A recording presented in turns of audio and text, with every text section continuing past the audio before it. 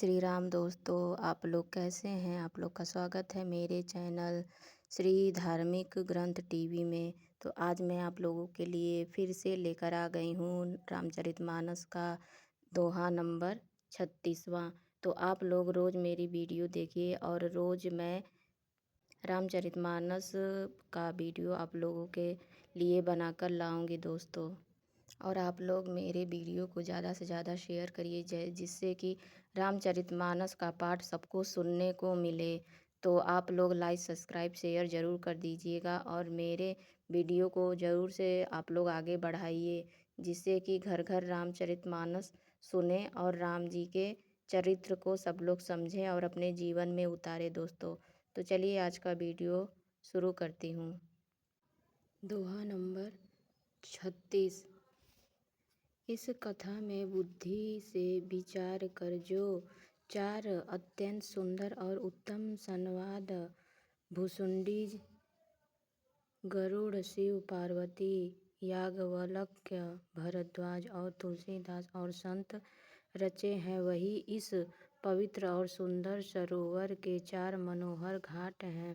7 कांड ही इस मानस सरोवर की सुंदर 7 सीढ़ियां हैं, जिनको ज्ञान रूपी नेत्रों से देखते ही मन प्रसन्न हो जाता है। श्री रघुनाथ जी की निर्गुण प्राकृतिक गुणों से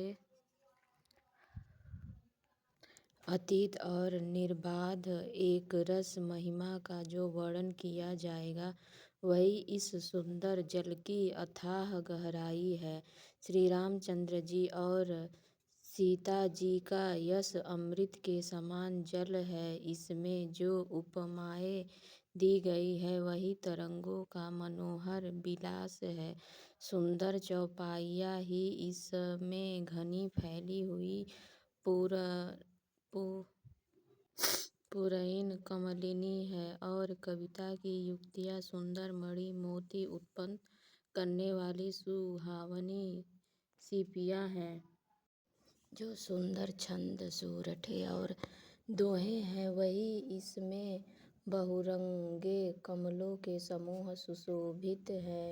अनुपम अर्थ, ऊंचे भाव और सुंदर भाषा ही पराग, पुष्प, रज, मकरंद, पुष्प रस और सुगंध है।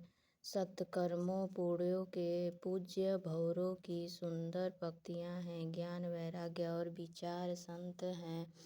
कविता की ध्वनि, वक्रोक्ति, गुण और जाति ही अनेकों प्रकार की मनोहर मछलियाँ हैं। अर्थ, धर्म, काम, मोक्ष ये चारों ज्ञान विज्ञान का विचार के कहना, काव्य के 9 रस, जप तप योग और वैराग्य के प्रसंग, ये सब इस सरोवर के सुंदर जलचर जीव हैं। सुकृति, पुण्यात्मा जनों के, साधुओं के और श्री राम नाम के गुणों का गान ही विचित्र जल पक्षियों के समान है। संतों की सभा ही इस सरोवर के चारों ओर की अमराई, आम की बगीचियाँ है और श्रद्धा वसंत ऋतु के समान कही गई है। नाना प्रकार से भक्ति का निरूपण और क्षमा, दया तथा दम, इंद्रिया निग्रह लताओं के मंडप है। मन का निग्रह, यम, अहिंसा, सत्य असत्य, ब्रह्मचर्य और अपरिग्रह, नियम, शौच, संतोष, तप, स्वाध्याय और ईश्वर प्रणिधान ही उनके फूल हैं। ज्ञान फल है और श्री हरि के चरणों में प्रेम ही इस ज्ञान रूपी फल का रस है, ऐसा वेदों ने कहा है। इस रामचरितमानस में और भी जो अनेक प्रसंगों की कथाएं हैं, वे ही इसमें तोते, कोयल आदि रंग बिरंगे पक्षी हैं। दोहा नंबर 37। कथा में जो रोमांच होता है, वही वाटिका, बाग और वन है, और जो सुख होता है, वही सुंदर पक्षियों का विहार है। निर्मल मन ही माली है, जो प्रेम रूपी जल से सुंदर नेत्रों द्वारा उनको सींचता है। जो लोग इस चरित्र को सावधानी से गाते हैं वे ही इस तालाब के चतुर रखवाले हैं, और जो स्त्री पुरुष सदा आदरपूर्वक इसे सुनते हैं वे ही इस सुंदर मानस के अधिकारी उत्तम देवता है। जो अति दुष्ट और विषयी हैं वे अभागे बगुले और कौवे हैं, जो इस सरोवर के समीप नहीं जाते, क्योंकि यहाँ इस मानस सरोवर में घोंघे, मेढक और शैवाल के समान विषय रस की नाना कथाएं नहीं हैं। इसी कारण बेचारे कौवे और बगुले रूपी विषयी लोग यहाँ आते हुए हृदय में हार मान जाते हैं, क्योंकि इस सरोवर तक आने में कठिनाइयाँ बहुत है। श्री राम जी की कृपा बिना यहाँ नहीं आया जाता। घोर कुसंग ही भयानक बुरा रास्ता है। उन कुसंगियों के वचन ही बाघ, सिंह और सांप है। घर के कामकाज और गृहस्थी के भांति भांति के जंजाल ही अत्यंत दुर्गम बड़े बड़े पहाड़ हैं। मोह, मद और मान ही बहुत से बीहड़ वन हैं, और नाना प्रकार के कुतर्क ही भयानक नदियाँ हैं। दोहा नंबर 38। जिसके पास श्रद्धा रूपी राह खर्च नहीं है और संतों का साथ नहीं है, और जिनको श्री रघुनाथ जी प्रिय नहीं है, उनके लिए यह मानस अत्यंत ही अगम है। अर्थात श्रद्धा, सत्संग और भगवत प्रेम के बिना कोई इसको नहीं पा सकता। यदि कोई मनुष्य कष्ट उठाकर वहाँ तक पहुँच भी जाए तो वहाँ जाते ही उसे नींद रूपी जूड़ी आ जाती है। हृदय में मूर्खता रूपी बड़ा कड़ा जाड़ा लगने लगता है, जिससे वहाँ जाकर भी वह अभागा स्नान नहीं कर पाता। उससे उस सरोवर में स्नान और उसका जलपान तो किया नहीं जाता। वह अभिमान सहित लौट आता है। फिर यदि कोई उससे वहाँ का हाल पूछने आता है तो वह अपने अभाग्य की बात न कहकर सरोवर की निंदा करके उसे समझाता है। ये सारे बिंध उसको नहीं व्यापते, बाधा नहीं देते। जिसे श्री रामचंद्र जी सुंदर कृपा की दृष्टि से देखते हैं वही आदर पूर्वक इस सरोवर में स्नान करता है, और महान भयानक त्रिताप से आध्यात्मिक, आधिदैविक, आधिभौतिक तापों से नहीं जलता। जिनके मन में श्री रामचंद्र जी के चरणों में सुंदर प्रेम है वे इस सरोवर को कभी नहीं छोड़ते। हे भाई, जो इस सरोवर में स्नान करना चाहे वह मन लगाकर सत्संग करे। ऐसे मानस सरोवर को हृदय के नेत्रों से देखकर और उसमें गोता लगाकर कवि की बुद्धि निर्मल हो गई, हृदय में आनंद और उत्साह भर गया और प्रेम तथा आनंद का प्रवाह उमड़ आया। उससे वह सुंदर कविता रूपी नदी बह निकली, जिसमें श्री राम जी का निर्मल यशरूपी जल भरा है। इस कविता रूपिणी नदी का नाम सरयू है, और जो संपूर्ण सुंदर मंडलों की जड़ है। लोक मत और वेदमत इसके दो सुंदर किनारे हैं।